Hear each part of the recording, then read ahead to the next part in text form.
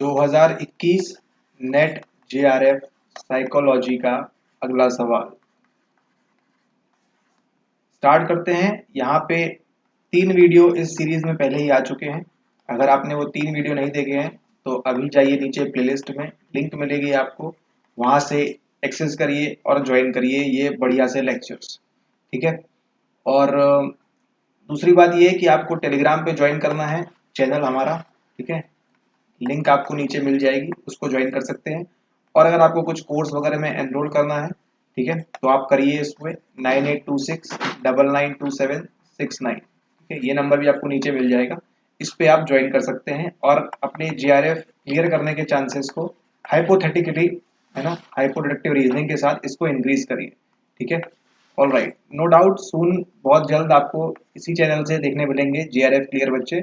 So why to wait and waste time. ठीक है, और अगर आपको वेस्ट करना ही है तो कोई दिक्कत नहीं है। ओके, सो क्वेश्चन नंबर 22 यहाँ बात हो रही है, in which school of Indian thought, unit number 1, आपको बढ़िया से सिलेबस एक्सप्लेन किया हुआ है, वहां जाके देख सकते हैं। योगा की बात कर रहा है ना, यानी कि योग philosophy Indian school of thought की बात कर रहा है यहाँ पे, योगा की बात। इसके अंदर Prakriti remains isolated as a principle of ultimate reality into self and is active only in the presence and service of Purusha. तो जो आपका पुरुषा है वो क्या करता है, सर्व करता है ना। और प्रकृति क्या है, remains isolated as a principle of ultimate reality into self. तो आपका जो आत्मा है, जो सेल्फ है, इसके क्या है, स्वयं पर परम सत्य के सिद्धांत के रूप में अलग रहती है ना। और पुरुष की उपस्थिति में क्रियाशील और सेवार्थ उपलब्ध रहती है। तो सेवा कौन कर रहा है, आपका पुरुष कर रहा है। और प्रकृति क्या है आपकी, स्वयं पर परम सत्य है ना। असली सत्य क्या है, अंतिम सत्य क्या है, स्वयं है ना, सेल्फ। ठीक है, तो योग की बात कर रहा है, क्या ये वेदांत में बात करता है या सहज योग में, सांख्य में, या इंटीग्रल योगा फिलोसफी में। समग्र योग दर्शन, सांख्य, वेदांत और सहज योग। करेक्ट आंसर क्या है इसका, करेक्ट आंसर है इसका आपका ऑप्शन नंबर 3, यानी कि सांख्य दर्शन की बात करता है ना। सांख्य फिलोसफी इसकी बात करता है ना। योगा में प्रकृति जो है और पुरुषा जो है, इसकी बात आपको कहाँ देखने मिलती है, केवल और केवल आपको देखने मिलती है सांख्य के अंदर। ठीक है, इंटीग्रल योगा फिलोसफी, वेदांत, सहज योगा, ये भी सब एक जैसी ही चीजें हैं लगभग लगभग। ठीक है, लेकिन करेक्ट आंसर है आपका ऑप्शन नंबर 3, सांख्य फिलोसफी, है ना, जिसमें हम बात करते हैं प्रकृति की, पुरुषा की। और भी है, मीमांसा है ना। उसके साथ आपको यूनिट 1 में पढ़ना है तत्व मीमांसा। ठीक है, और भी कई सारी चीजें हैं, उसको पढ़ेंगे हम यूनिट 1 जब कंप्लीट करेंगे। ठीक है, तो ये था आपका क्वेश्चन नंबर 22, सांख्य दर्शन में इसकी बात हो रही है, सांख्य में हो रही है, ये बात ध्यान रखें। यूनिट 1 में आपको मेन जो फोकस करना है, ये बता रहे हैं कि आपको हार्डली इससे 2-3 सवाल आते हैं। ठीक है, 2-3 सवाल आते हैं, तो अगर आप करते हैं तो अच्छी बात है, नहीं करते तो कोई दिक्कत नहीं है। लेकिन आपको यूनिट 3, यूनिट 4 जो इंपॉर्टेंट है, जो आपको ज्यादा फोकस रखना है, 8-10 सवाल आते हैं, उस पर ज्यादा ध्यान दीजिए। ठीक है, ओके, चलते हैं अगले सवाल की ओर। अब देखते हैं एक और तगड़ा सा सवाल, बढ़िया सा सवाल है। और नीचे कमेंट करके बताइए अगर आपको 2021 के, चलिए छोड़िए, क्वेश्चन नंबर 29 की बात करते हैं। In which phase of Enright's model of psychological forgiveness. ठीक है, किसकी बात कर रहा है यहाँ पे, मनोवैज्ञानिक प्रतिमान, है ना, किस चरण में। Enright's model of psychological forgiveness, forgiveness यानी दया करना, माफ करने वाली बात यहाँ पे हो रही है। एनराइट द्वारा प्रतिपादित क्षमा के, है ना, प्रतिपादित क्षमा के मनोवैज्ञानिक प्रतिमान के किस चरण में। ठीक है, uncovering phase, decision phase, work phase, deepening phase. रहस्योद्घाटन चरण, अभिनिश्चय चरण, कार्य का चरण वर्क फेज, और गहनता मूलक चरण डीपनिंग फेज, किसके अंदर जो है वो क्या है, individual gains a cognitive understanding of the offender. Offender मतलब कौन है, एक मान लीजिए पर्सन एक्स है और आप है person A, in a new light that brings a positive change in view about the offender, self and the relationship. आप मान लीजिए ए पर्सन है और ये एक्स पर्सन, मान लीजिए कोई भी पर्सन है एक्स आपके जीवन में, दिस ही इज द और शी इज द ऑफेंडर। ये क्या है, ये ऑफेंडर है।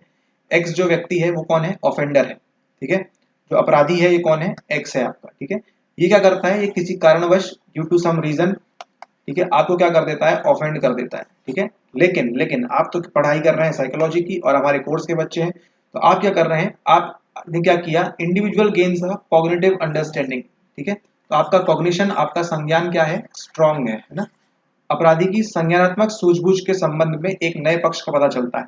ठीक है, तो आपको क्या मालूम पड़ता है यहाँ पे, आपको मालूम पड़ता है कि जो आपका अपराधी है ना, उसके संज्ञानात्मक सूझबूझ के बारे में उसकी अंडरस्टैंडिंग आपको मालूम पड़ती है ना। कॉग्निटिव अंडरस्टैंडिंग किसकी, आपकी स्वयं की नहीं, किसकी, ऑफेंडर की। हो सकता है किसी एक्स पर्सन ने कोई वाई रीजन से आपको ऑफेंड किया हो, ठीक है, due to some why reason आपको क्या हो सकता है, ऑफेंड किया हो उसने, ठीक है। लेकिन अब क्या हुआ, आपको समझ में आ गया कि जो एक्स व्यक्ति था, एक्स लड़का लड़की जो भी था, इन्होंने आपको ऑफेंड किया, उसके पीछे कोई बड़ा सा रीजन हो सकता है ना, ठीक है।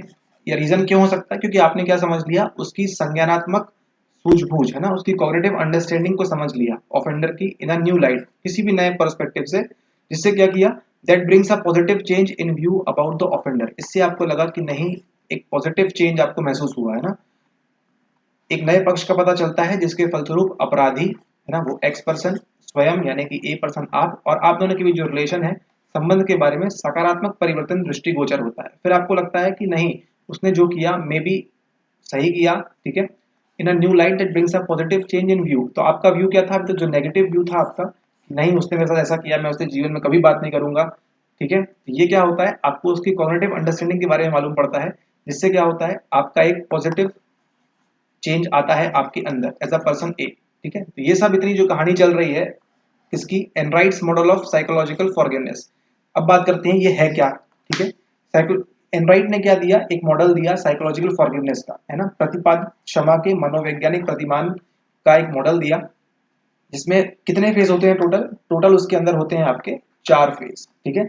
4 फेज होते हैं, कौन कौन से, uncovering phase, decision phase, work phase, deepening phase, रहस्योद्घाटन चरण, अभिनिश्चय चरण, कार्य का चरण और गहनता मूलक चरण, है ना।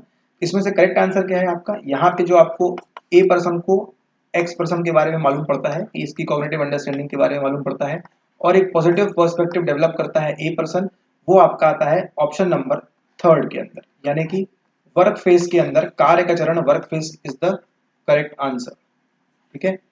ये जो सवाल है ये सेम टू सेम सिमिलर पूछा हुआ है, ठीक है।